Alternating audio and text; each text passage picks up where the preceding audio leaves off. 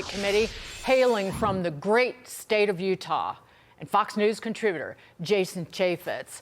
As Guy pointed out, Gavin Newsom, governor hairdo, that wasn't even a veil swipe at President Trump.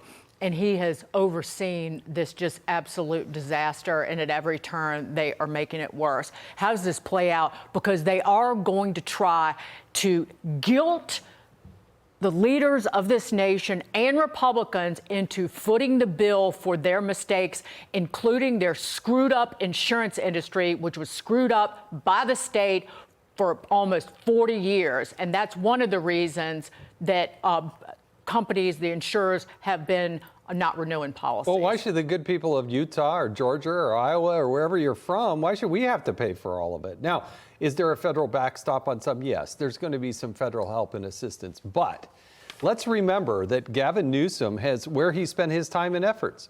He spent billions upon billions on making sure that, you know, illegal immigrants are here and comfortable and that they have health care and everything. He spent billions on DEI initiatives and doing those types of things. He's on his 20th anniversary of his 10-year plan to get rid of and eradicate homelessness. The legislature, as you mentioned, is spending $20 million to have money to sue Donald Trump. Meanwhile, Donald Trump's on the record, on camera, telling them, you've got to get those waters flowing to Southern California so you can deal with these fires. They had a fire before, and Donald Trump was out there with him and said, you've got to work on the mitigation efforts to do what you do to clean out a forest so that the fuel is minimal, and you got to get the water flowing so that you don't have these types of problems. Donald Trump gave them the playbook, and they chose not to do it. Jason, this may not be the #1 issue on this story, but we just have to talk about it. I saw your tweet about it today on X.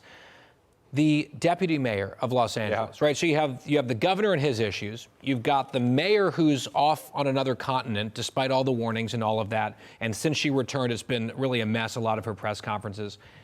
The second in charge in the city of Los Angeles is on leave because he was raided. His home was raided by the FBI, part of an investigation into him calling in a bomb threat to City Hall in Los Angeles.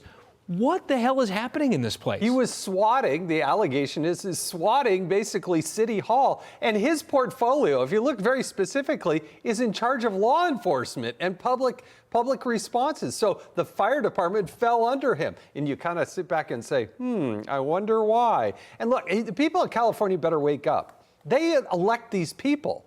If they want different results, they're going to have to elect different people. And I was born in Northern California, lived in Southern California. It's a great state, but it's been ruined by the leadership. And the Democrats own this. Their whole thesis, their whole premise is big government is better government. They're the ones that can do and solve everything. And they're just proving time and time again that they have failed. They don't understand the basics of what they should be doing.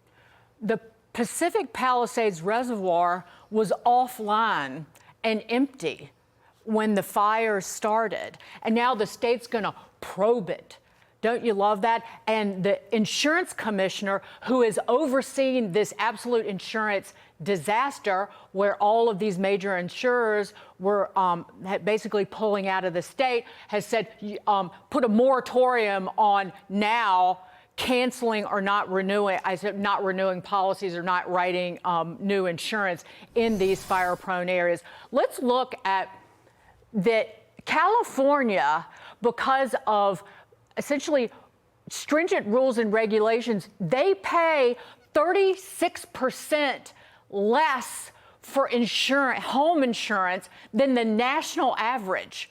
Can you imagine that? Florida, Jason, pays almost 4 times more in home insurance because they have essentially put price caps on insurance and prohibited insurers from using risk modeling to price their premiums in that state for almost 40 some odd years. And now they're going to ask, nobody's without insurance. If you got dropped by your insurer, you had to go to the insurer of last resort at the state.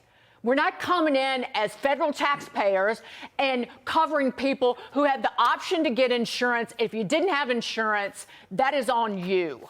Yeah, people should have to learn through these experiences. Look, again, I think there's a federal backstop on some of these experiences, but FEMA, to say for the president, the outgoing president to say, oh, they're going to pay 100% of expenses? You don't think there's going to be waste, fraud, and abuse in that? Are you kidding me? And did we hear that promise on North Carolina, by the way? I didn't hear that or see that After visit. Helene? How about East Palestine? I didn't really see the president get up and get there real quick either.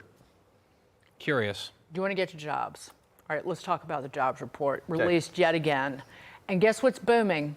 Government jobs, Jason. Take a look at how many. So, government jobs, government payrolls at the end of 2024, 23.5 million people.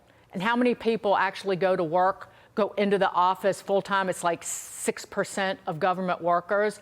438,000 more government employees last year, and there were 1.3 million fewer full-time jobs since June of 2023.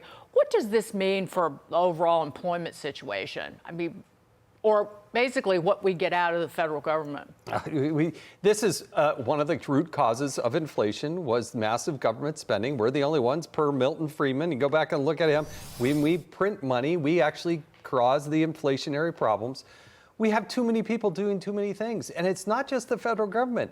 Each of those states and cities and those counties got to go back and look. You look at the jobs report month after month after month, it's usually in the top three, growth in government. Are your roads doing any better? Is your school operating better? No. Are your checks getting there fast? No. It's just we have too much government.